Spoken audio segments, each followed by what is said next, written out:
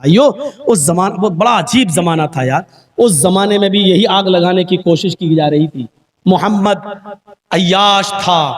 उफ, हमारे नबी के बारे में जिसके हया का और शर्म का आलम यह था कि एक औरत ने अपना हाथ बढ़ाकर कहा था कि मुझसे हाथ मिला लीजिए, अय अल्लाह के नबी, मैं आपके हाथ पर हाथ रखकर बैत करना चाहती हूं कि मैं शिर्क नहीं करूंगी, चोरी नहीं करूंगी, जिना नहीं करूंगी। अल्लाह के रसूल से सहाबा हाथ मिला रहे थे, ऐसे हाथ पे हाथ रखकर बैत कर रहे थे कि मैं शिर्क नहीं करूंगा, चोरी नहीं करूंगा, जिना नहीं करूंगा, जुआ नहीं खेलूंगा, शराब नहीं पीऊंगा। तो औरतों ने समझा कि शायद हाथ मिलाना जरूरी है बैत के लिए। तो एक औरत ने पर्दा उठाकर ऐसे हाथ बढ़ाया और कहा कि मुझसे हाथ मिलाइए, मैं भी बैत करती हूं कि चोरी नहीं करूंगी, शिर्क नहीं करूंगी, जिना नहीं करूंगी, शराब नहीं पीऊंगी।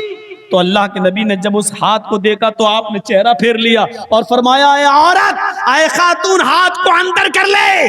मोहम्मदुर रसूलुल्लाह किसी औरत का चेहरा तो दूर, उसकी हाथ की हथेली भी देखना गवारा नहीं करता। जिसकी हया और शर्म का यह हाल था। बाल ठाकुरे ने कहा था 11 औरतें रखता था मोहम्मद। रखते थे नहीं कहा था, रखता था। इन्ना लिल्लाहि व इन्ना इलैहि। बाल ठाकुरे जी को माफी मांगना चाहिए, यहां जी। और मुझे गुस्सा आ रहा था कि जब इसने इतना बुरा बोला है तो उसको जी जी क्यों कह रहे हैं ये लोग, जितने मुल्ला मौलवी बैठे। ठाकुरे जी माफी मांगो। अरे भैया, माफी मांगने से क्या हो जाएगा? तुम कौन होते हो? उसने गुस्ताखी की नबी की शान में, तो तुम कौन होते हो माफ करने वाले, अगर वो माफी भी मांग ले तो? बात यह होनी चाहिए थी कि उसको कानूनी तौर पर सजा मिलनी चाहिए, केस होना चाहिए और अरेस्ट होना चाहिए, और भारत का जो कानून कहता है उसके मुताबिक उसको सजा मिलनी चाहिए। माफी मांगने का क्या? तो सबने बोला।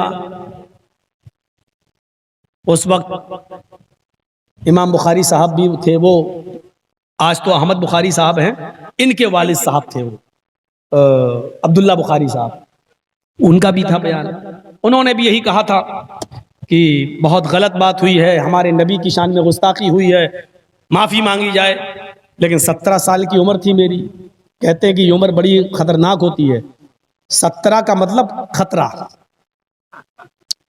अब हमारा जब नंबर आया तो हमको क्या मालूम था कि हालात इतने खराब हो जाएंगे मेरी तकरीर के बाद।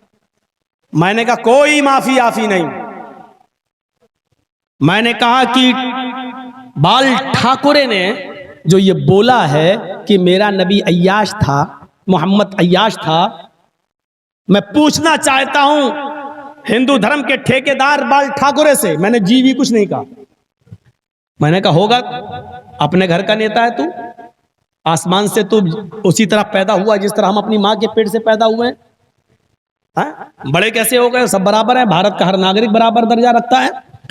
तो मैंने कहा कि अगर 11 बीवी रखने वाला अय्याश हो गया तो मुझे ठाकुरे बताए, महाभारत में लिखा है कृष्ण कन्हैया की 16,108 गोपियां थीं। कितनी थीं? 16,108। और कृष्ण जी उनके कपड़े उठाकर बरगद के पेड़ पे चढ़ जाते थे।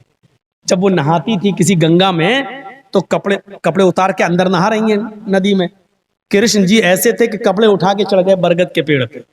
अब तुम निकलो ऐसे ही बाहर। अब लड़कियां जब बाहर निकलती थी तो देखती थी कपड़े नहीं हैं। कृष्ण जी बांसुरी बजा रहे हैं पू करके वहां। अब लड़कियों की नजर पड़ती वहां तो कहती हैं ये तो कृष्ण जी हैं, कपड़े ये। बोले मेरे पास आओ और कपड़े ले जाओ, ये महाभारत में लिखा। मैं क्या करूं? अब मैंने ये बयान करना शुरू कर दिया और वहां देख रहा हूं एक एक करके पुलिस वाले आते चले जा रहे हैं। अब मैं समझा कि सिक्योरिटी के लिए आ रहे हैं, मुझे क्या मालूम था ये पकड़ने के लिए आ रहे हैं। 17 साल की उम्र, इतना समझदारी नहीं थी। मैंने कहा बताओ, कृष्ण जी कह रहे हैं कि इधर आओ। तो लड़कियां मारे शर्म के एक हाथ ऊपर रख लिया, सीना छिपा लिया, एक हाथ शर्मगाह पे रख लिया ऐसे, और चलने लगी कपड़ा लेने के लिए। तो किशन जी बोलते नहीं, दोनों हाथ छोड़ दो, ऊपर से हाथ हटाओ, नीचे वाला भी हाथ हटाओ, दोनों हाथ खोल कर आओ मेरे पास।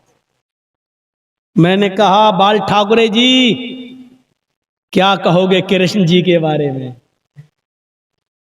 हमारे नबी ने तो हाथ की हथेली तक देखना गवारा नहीं की।